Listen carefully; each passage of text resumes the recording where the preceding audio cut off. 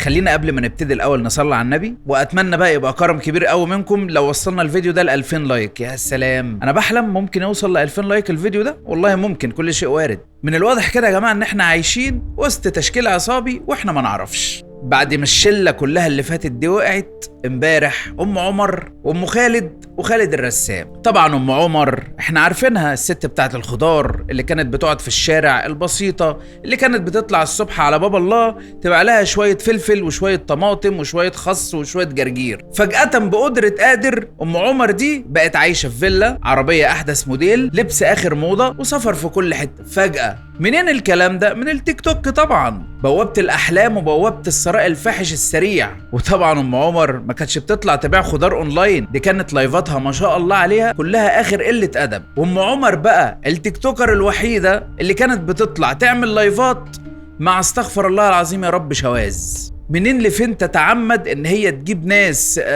بسكليتات وتطلع معاهم في قلب اللايفات؟ ايه الفكره؟ بيجيب ريتش الكلام ده، بيخلي الناس يشوفوا اللايف عندها. دي نقطه. النقطه التانيه قله الادب والالفاظ اللي كانت بتتقال، امك وشغل السوق اللي كان بيطلع قدام الناس. مفيش حساب بقى، ما احنا ناس ما بنتحاسبش، احنا ناس بتطلع تقعد على اللايف تغلط وتعمل اللي هي عايزاه، وتطلع مع شواذ وتطلع مع فلان وتطلع مع علان، ومفيش مشاكل، محدش هيحاسبنا ولا هيحاكمنا. في النهايه الفلوس الكتير والثراء الفاحش ده كان من ورا ايه؟ معروف، من ورا غسيل الاموال. الهدايا اللي كانت بتنزلها على اللايفات بالملايين، واغسل يا معلم، محدش واخد باله من اي حاجه. طبعا ودي عينه من عينات لايفات ام عمر.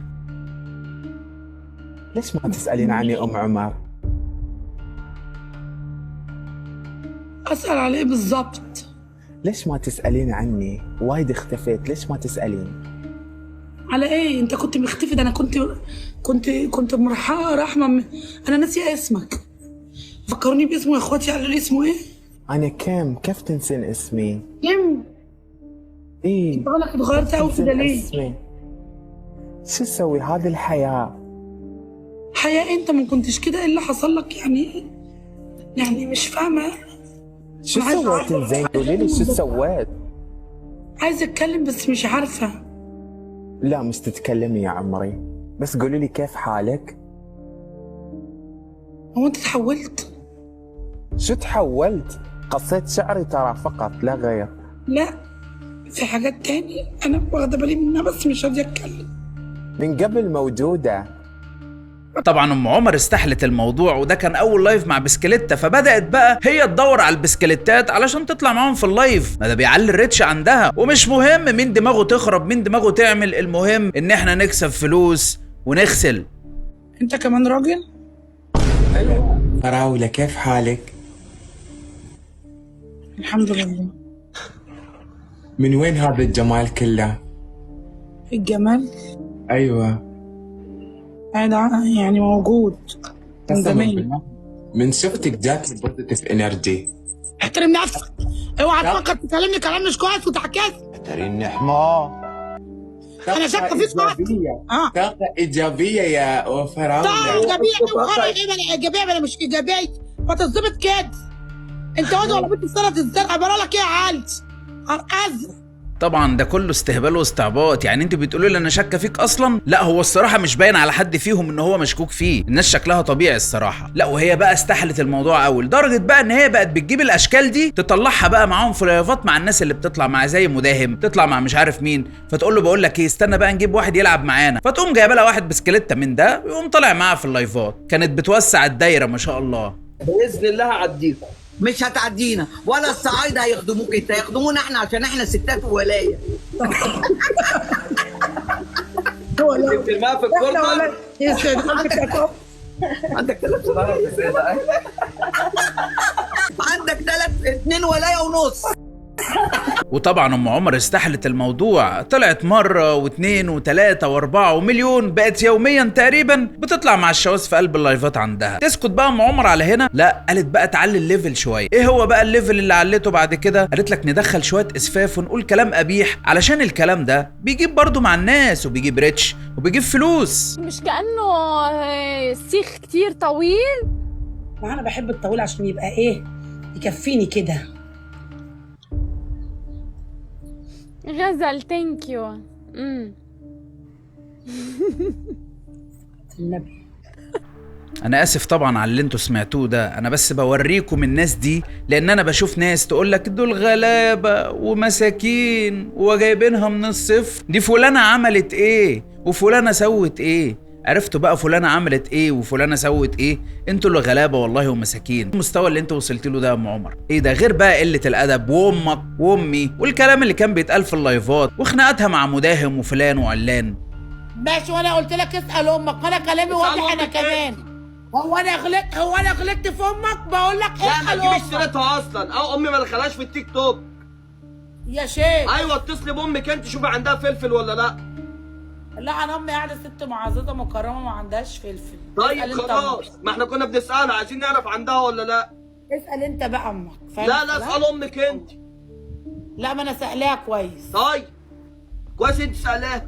فدي واحدة التهم اللي المفروض تنسب إليها تبقى كتير. للأسف اللي زي أم عمر دي دول مش بس أساءوا لأخلاقنا وأساءوا وفي بقى التهم اللي هي خدش الحياء اللي هم دلوقتي متوجهه لهم. لا ده أكتر، ده الموضوع أكبر من كده بكتير. ده اتجاه إن الناس تبقى كده والناس تبقى حياتها بالمنظر ده، لأن ده اللي بيجيب فلوس وده اللي بينجحك وده اللي بيركبك عربية وده اللي بيخلي عندك فيلا. سوزي الأردنية بقى للأسف خلينا أقول إن البنت دي حرفيا دي ضحية أهلها من الألف للياء. طبعا إحنا عرفنا ان سوزي متقدم لها تهمة غسيل الاموال ب15 مليون جنيه، ودي تهمة لوحدها السجن بيوصل فيها لحد 7 سنين. وطبعا غسيل اموال بالرقم ده رقم مهول.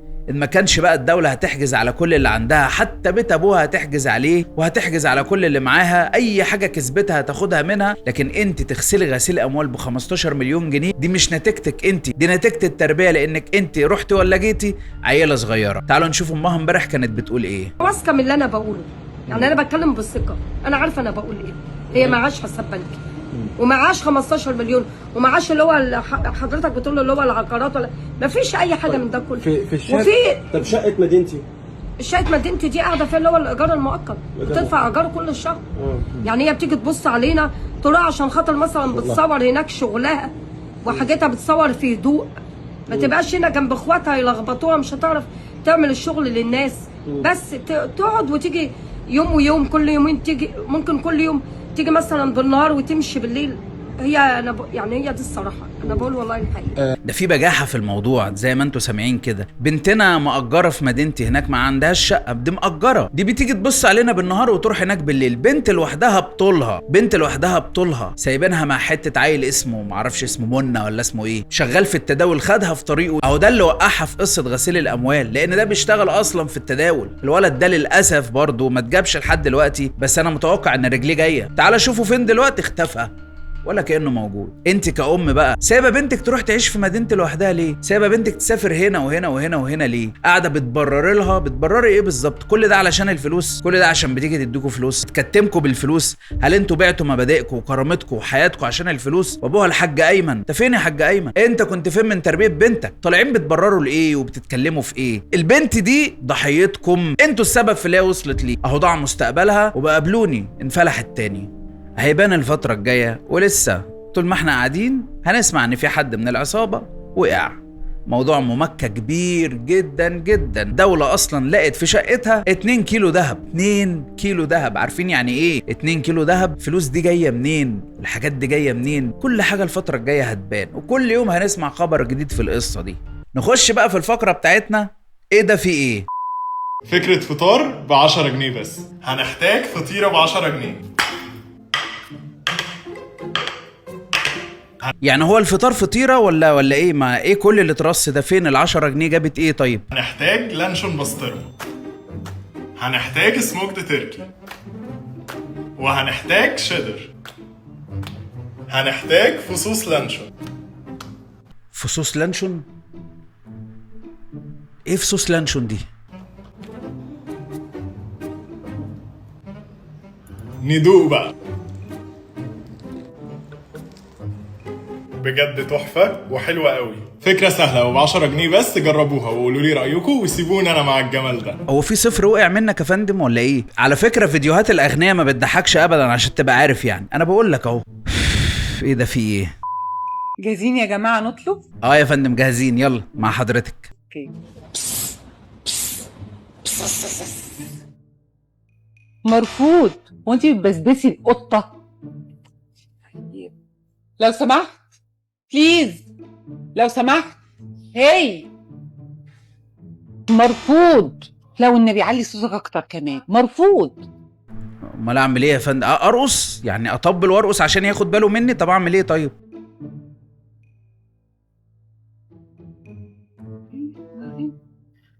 مرفوض. وانت في اشاره مرور ولا بتشاوري التاكسي؟ مرفوض. يعني ولا شاور ولا بسبس ولا اقول له هي؟ طب اعمل ايه؟ طب ما هيفهمني ازاي؟ يا استاذه امينه انت بتصعبيها علينا قوي والله. نعمل ايه طيب؟ يا جماعه يا جماعه، احنا في مطعم، تقعدي زي الباشا كده في مكان، اول ما الويتر يعدي تعملي اي كونتاكت معاه وتشاوري كده فقط لا غير. ولعلمك ممكن كمان تشاوريش، ممكن تعملي له كده هيجي، لكن ابسبس بسبس ولا انده ولا شاور ده كل ده مرفوض. يعني انا اخلي فيه اي كونتاكت بيني وبين الويتر، ماشي؟ انت حضرتك بتعمل كده ليه يا فندم؟ في حاجه؟ نعم؟ لا ما انا ما اقدرش اتكلم يا فندم، المفروض بعمل اي كونتاكت دلوقتي. طيب تعالوا بقى شيلوا لي الحيوان ده ارموه بره. والله ما عملت حاجه، ده الاستاذه امينه اللي قالت لي، والله انا ما ماليش دعوه. استاذه امينه سألغي صداقتنا، فنون الرد. إذا قال لك شخص ما سألغي صداقتنا، اهدأ وركز وقل له مثلما هناك شامبو ضد القشرة هناك أناس ضد العشرة. بم. حسين انت بتقول لي ايه؟ هتلغي صداقتنا؟ طب اسمع بقى يا حسين، مثلما هناك شامبو ضد القشرة هناك شامبو هيدر شوردوز، هناك شامبو مع الكريم، كريم حمام و مش مهم. اعمل لي بلوك يا حسين، اعمل لي بلوك خلاص. انا موافق حبيبي. سلام. وصلنا لاخر الفيديو. لو وصلت معايا لهنا خليني يا عم اشكرك واقول لك حبيب قلبي فوق راس انت والله، وبحبك جدا. وان شاء الله اشوفكم في فيديو جديد. ما تنسوش بقى، عايزين نوصل الفيديو ده 2000 لايك. مستني تعليقاتكم تحت على الفيديو. ما تنساش اللايك والشير، ولو مش مشترك في القناه ارجوك اشترك في القناه. عايزين نوصل 5000 متابع. اشوفكم ان شاء الله في فيديو جديد. كان معاكم وسام، سلام.